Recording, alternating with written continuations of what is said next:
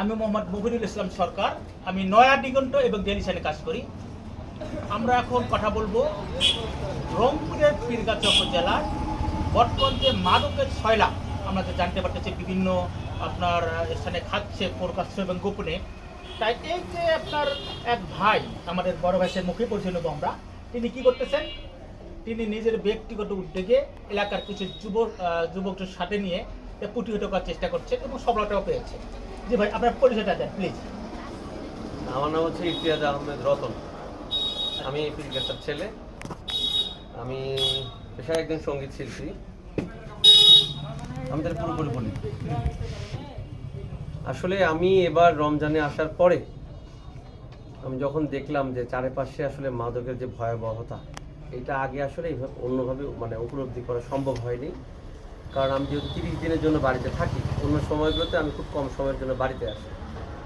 আমি যখন এসে দেখলাম যে আসলে আমার বন্ধুবান্ধব, খুব কাছের আপনজন যারা, তারা খুব ভয়ানকভাবে মাদকের সাথে সম্পৃক্ত হয়ে গেছে, মাদক সেবন করছে এবং অনেকেই মাদকের এই ব্যবসায় জড়িয়ে গেছে, তখন আমার মনে আসলে খুব বড় একটা ব্যথা দিল বিষয়টা। এবং আমি তখন থেকে শুরু করলাম যে স্থানীয় জনগণ, তাদেরকে সচেতন করা, প্রশাসনকে বেশি বেশি করে জানান দেয়া কোথায় মাদকের ব্যবসা হচ্ছে, কোথায় কারা মাদক সেবন করছে। মূলত আমি আসলে মাদক সেবী যারা, তাদের বিরুদ্ধে এখন পর্যন্ত যাইনি খুব একটা। আমার মূল টার্গেটটা হচ্ছে যারা মাদকের ব্যবসা করতেছে, যারা এখানে বিভিন্ন রাজনৈতিক দলের ছত্রছায়ায় কিংবা কোনো ব্যক্তির ছত্রছায়ায় এখানে মাদকের ব্যবসাটা করছে, আমি তাদের বিরুদ্ধে আসলে যুদ্ধটা করছি। ইতিমধ্যে আমি কয়েকজন মাদক ব্যবসায়ীকে আমি ধরতে পেরেছি, প্রশাসনের আওতায় তাদেরকে আমি সোপর্দ করেছি এবং আমি আগামী সময়টাতে বিশেষ করে জনগণ এবং স্থানীয় প্রতিটা এলাকার যারা স্থানীয়, তাদেরকে আমি উদ্বুদ্ধ করছি মাদকের বিরুদ্ধে লড়াই করে। আচ্ছা, যেহেতু রাজনীতিবিদদের অনেকে জড়িত থাকতে পারে, যেহেতু অনেকে আমরা জানি যে আপনার কি বলে ওটাকে, যুবকদেরকে হাতে রাখার জন্য অনেকে এই কাজটা করেন। এটা যুগের পর যুগ চলছে, এটা একটা আর ব্যতিক্রম এখানে কিচ্ছু নয়, আমরা বুঝতে পারতেছি। আচ্ছা, আমার একটা বিষয় হচ্ছে, আপনার চট অনুযায়ী এখন কি পরিমাণ এই মাদকদ্রব্য বিক্রি করেন, এই সংখ্যা কিরকম, কি পরিমাণ আছে? একটা ছোট উদাহরণ দেয় যে পীরগাছা স্টেশনে এখন প্রতিদিন নর্মালি 1.5-2 লাখ টাকার শুধুমাত্র ইয়াবা আর হিরোইনের একটা ট্রানজিট হয়, এখানে ট্রানজ্যাকশন হয়। এখানে শুধু যদি একটা স্টেশন এরিয়ায় যদি ইয়াবা হিরোইনের এবং আশেপাশের এলাকা তো বাদ দিলাম, যে এখানে যদি 1.5-2 লাখ টাকার মাদকের ট্রানজ্যাকশন হয়, তাহলে আশেপাশের এলাকার কত ভয়াবহ। এবং এটা প্রকাশ্য হচ্ছে, এটা আমরা এখন চেষ্টা করছি, বাট এটা কতদিন আমরা এই যুদ্ধ চালিয়ে যাব সেটা একমাত্র উপরওয়ালা জানেন। এখানকার আমাদের যারা মাদকের বিরুদ্ধে আছেন, তারা কতদিন এই যুদ্ধ চালিয়ে যেতে পারবেন। কিন্তু সর্বমোট ছোট একটা উদাহরণ দিলাম আর কি, যে এই সময়ের মধ্যে এখানে একটা ট্রানজ্যাকশন হয় সন্ধ্যার পরে, তাও আবার আমরা কি ধরতে পারি যে 9টা ইউনিয়নে কম পক্ষে 81টা ওয়ার্ড আছে না, এই 81টা ওয়ার্ডে আপনার কমপক্ষে 9,000 বিক্রেতা আছে, ধরতে পারি কি আমরা? না, এরকম না। বিক্রেতা সংখ্যাটা মূলত আসলে যে বিক্রি করছে, ধরেন দিনে 1-2 পিস, তাকে ধরা যাচ্ছে। মূলত যারা ডিলার, এরকম আমরা প্রায় 80 জনের নাম পেয়েছি।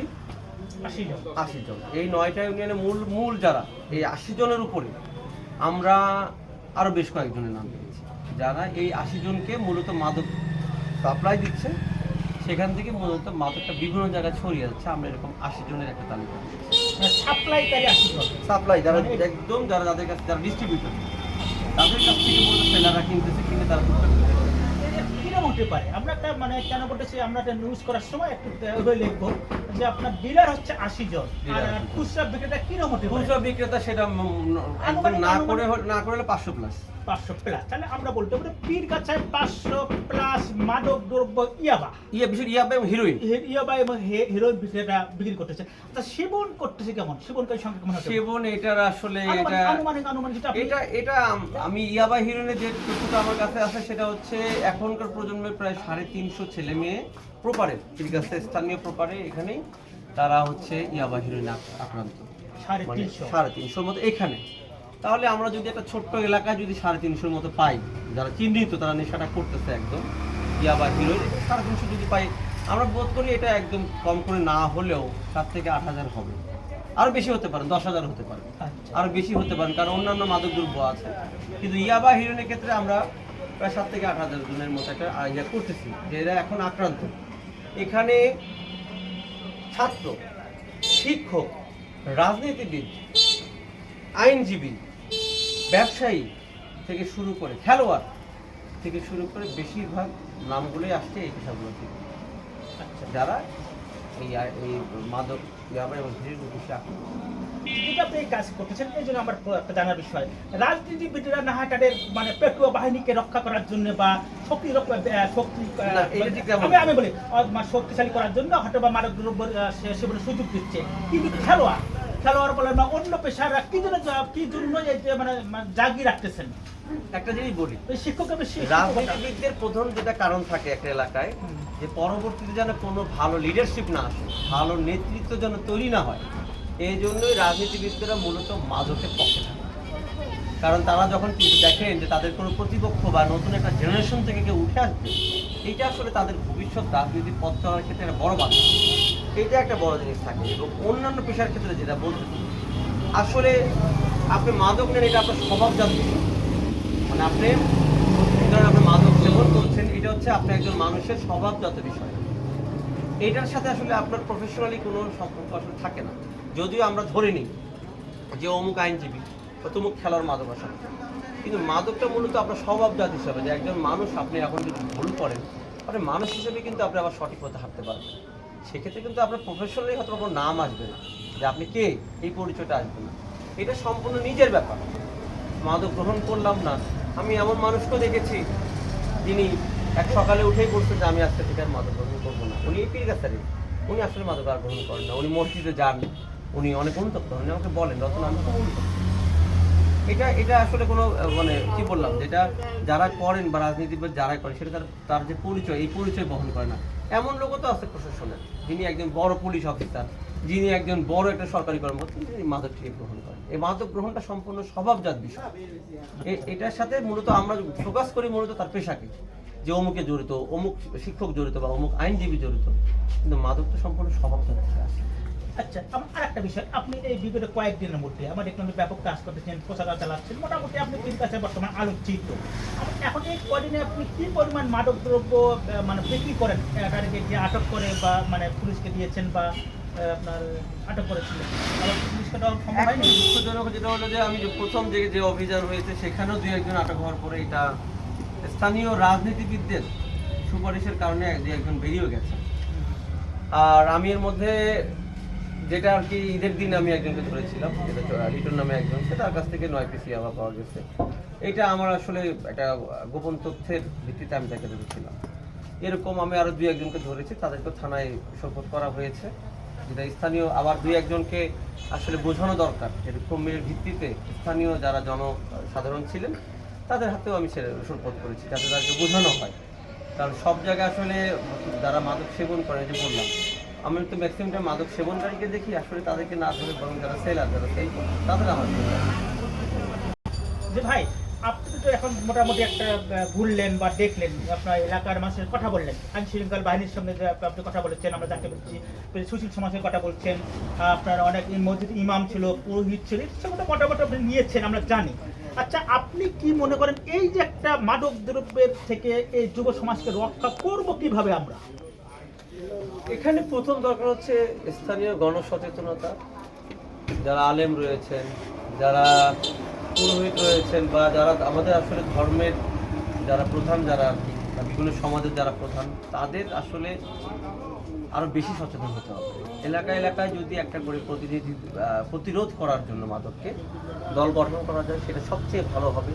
এবং যারা দল গঠন করবে তাদেরকে সম্পূর্ণভাবে রাজনীতির বাইরে থাকতে হবে, কারণ এখানে মাদকের সম্পূর্ণ যায় যে পৃষ্ঠপোষক যারা, বেশিরভাগ দেখা যাচ্ছে যে এরা কোনো না কোনো দলের অনুসারী, তো এদেরকে আসলে এদের কাছ থেকে আসলে ঠেকাতে হবে না। আর একটা বিষয় বলি, মাদক কে ধরবে? পুলিশ হচ্ছে একটা সাপোর্টিং টিম, পুলিশের দায়িত্ব এত বেশি মাদককে নির্মূল করা সম্ভব নয়। সম্ভব করতে হবে, সবচেয়ে বেশি প্রেশার দিতে হবে মাদক নিয়ন্ত্রণ অধিদপ্তরকে। আমাদের র্যাব বাহিনী রয়েছে, এলফোর্স র্যাব, তাদেরকে একটা প্রেশার দেওয়া যেতে পারে, তাদেরকে বলা যেতে পারে যে আপনারা বেশি বেশি করে অভিযান চালান, এবং এই অভিযান চালানো হবে সম্পূর্ণ গোপনীয়তা রক্ষা করে। আমরা যতদূর জানতে পেরেছি মাদক মূলত এখানকার যেসব অভিযান তৈরি হয় এসব অভিযানের বিষয়ে থানাও জানবে, মানে থানা যে জানবে বা থানাকে জানাতে হয় যে একটা জায়গায় আমরা অপারেশন চালাবো, কি ধরনের অপারেশন চালাবো এটা এখানকার স্থানীয় জনগণও জানে না। তাহলে কি ধরনের অপারেশন আছে না, এটা আমরা এই বিষয়ে আমরা এর আগে কর্মকর্তার কথা বলছিলাম যে ওরা বলছিল এরকম অনেক সময় থানার সাথে কন্ট্যাক্ট করে বা যোগাযোগ করে অনেক সময় বিক্রি করতে পারে, এই ক্ষেত্রে এই জন্য এরা কোনো গোপনীয়তা রক্ষা করে। এটা শুধু এই দোষ থানার এখানে না, এখানে অন্যান্য সংস্থার সবাই আছে যারা এখান থেকে সুবিধা নিয়ে যায়। এরকম অনেক প্রমাণ, অনেক কিছু আমরা পেয়েছি, এবং আমরা এটা নিয়ে খুব দ্রুত আমরা একটা অ্যাকশনে যাবো, সেটা নিয়ে আমরা কাজ করবো। কারণ যাদের সম্পৃক্ততা আছে, শুধুমাত্র জনগণকে দোষ দিয়ে তো লাভ নেই, পাবলিককে। এখানের সাথে সরকারের যারা জড়িত আছে, বিভিন্ন সংস্থার লোকজন, তারা কিভাবে এখান থেকে সুবিধা নিয়ে যাচ্ছে এই বিষয়ে আমরা যত প্রমাণ আমরা পেয়েছি, আমরা খুব দ্রুত এটা নিয়ে কাজ করবো। তাহলে আমরা বলতে পারি এখানে মূলত হিরোইনটা আর হলো ইয়াবাটা বেশি বিক্রি করা হচ্ছে। আচ্ছা, এরা যা সেবন করে বয়স কেমন? এদের বয়স 14 থেকে, এটা এখন এমন লোক আছে যার বয়স এখন 45, 50, 55, সেও আবার সেবন করে। শুরুটা মূলত 14 থেকে, আমি অনেক 14 বছরের 14 থেকে 50 বছর পর্যন্ত। আমরা সেটা দেখে আসতেছি যে আপনি যে কমিটি গঠন করা বললেন বুঝছেন ভাই, এখন যদি আলিম সমাজ যদি এই কমিটি গ্রহণ করে, ঠিক আছে, তাহলে দেখা গেল যে একসিনি যারা মাদক মানে বিক্রি করে বা খায়, তারা তো ওই আলেমদেরকে জঙ্গি বলে আখ্যায়িত করতে পারে, নর্মাল জঙ্গি বলে আখ্যায়িত করে, তাদের একটু আপনার কার্যক্রমে ব্যাঘাত সৃষ্টি করতে পারে কিনা পারে। এই ক্ষেত্রে আলেম সমাজরা এখানে প্রতিরোধ করবে না। আলেম সমাজরা তাদের প্রতিটা নামাজের ওয়াক্তে কিংবা জুম্মার দিন তারা এখানে যারা মুসল্লি আসেন তাদেরকে তারা সচেতন করবে, এটা হচ্ছে আলেম সমাজের কাজ। আর আলেম সমাজদের কথায় উদ্বুদ্ধ, যেহেতু আমাদের একটা ধর্মীয় দুর্বলতা সবার মাঝে আছে, তাদের কথা অনুযায়ী সেইভাবে একটা দিক নির্দেশনা সবাই মিলে বসে একটা মাদক প্রতিরোধ কমিটি ওয়ার্ড কিংবা ইউনিয়ন কিংবা ওই এলাকাগুলোর মধ্যে তৈরি করা যেতে পারে। আচ্ছা, আমরা সেটা দেখে এসে গেছি। আর দুটো প্রশ্ন করবো আপনাকে। এক নম্বর বিষয় হচ্ছে আপনি এই এই কাজগুলো করতেছেন, আপনাকে এখন পর্যন্ত হুমকি ধামকি দিয়েছিল কিনা? না, আমাকে কেউ হুমকি ধামকি দেয় না, দেওয়ার সাহস নেই। আমি প্রিকেশন ছিলাম, আমাকে হুমকি দিবে কি? আমাদের তো আমার বাড়ি।